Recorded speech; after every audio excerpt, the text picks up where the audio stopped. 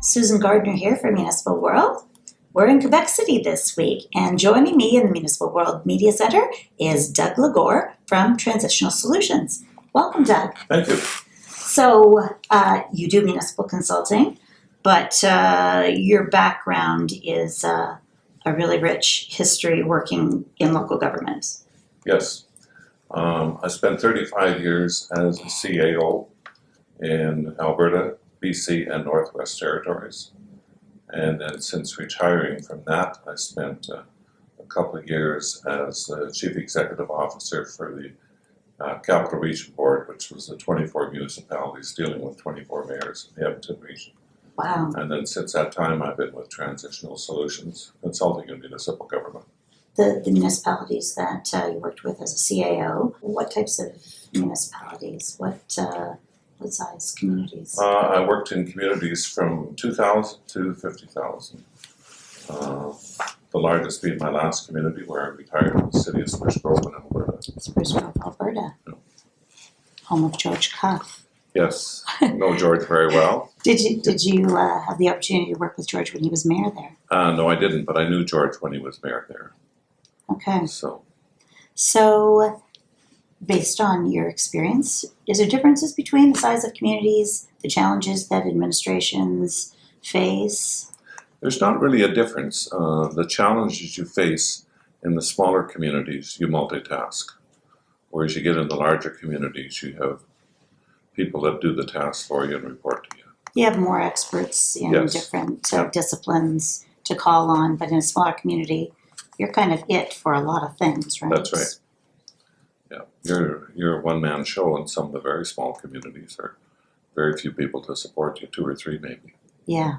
So, what your best insights, I guess, from your time working with those communities, working with different councils and so on?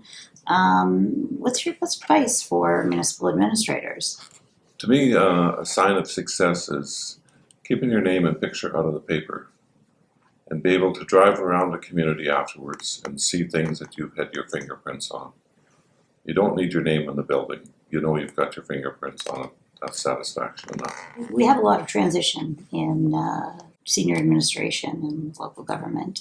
Do you think there's more today than in the past? Yes, And what do you attribute that to? and I think part of it is politics.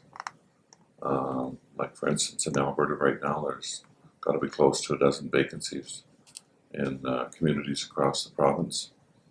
And I think a big part of it is the politics is different. In what way? Well, certainly with social media being what it is, politicians have more access to information. And I'm not suggesting for a minute that you should keep information from them, but they often do their own research and then they have conflicting views on something from where your administration is coming from. Might have misinformation even, depending That's on right. the source, right? Yeah, depending on the source, it can be misinformation.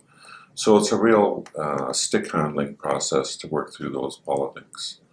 And that's a big part of what's happening, I see, in the municipal environment today. So it's having an impact on administrators and obviously the organizations too. There's a lot of turnover and It certainly impacts the organization. Every time you have a change in leadership, it really has a rippling effect, not by dismissals, but it has an impact on the managers that report to that leader because they get used to that style. They're counting on that individual for their leadership, and all of a sudden it's gone. And they're nervous about where do they turn to and am I next? And it also affects their personal families, very much so, because they go home, they're stressed out. absolutely. They don't have time for the wife and husband and children that they need, and it impacts their personal life very much so. So what do you see as potential solutions?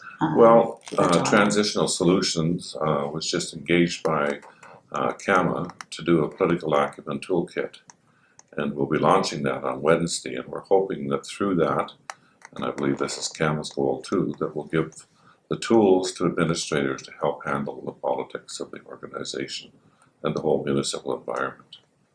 And we're quite excited about that rolling out on Wednesday. In all of this, is there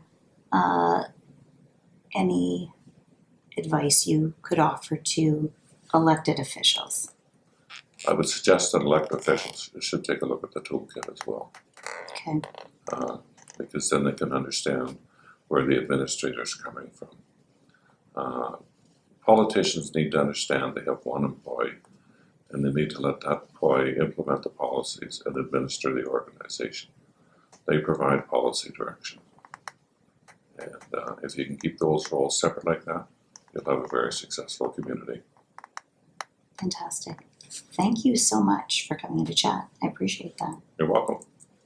I'm Susan Gardner for Municipal World. We share your stories.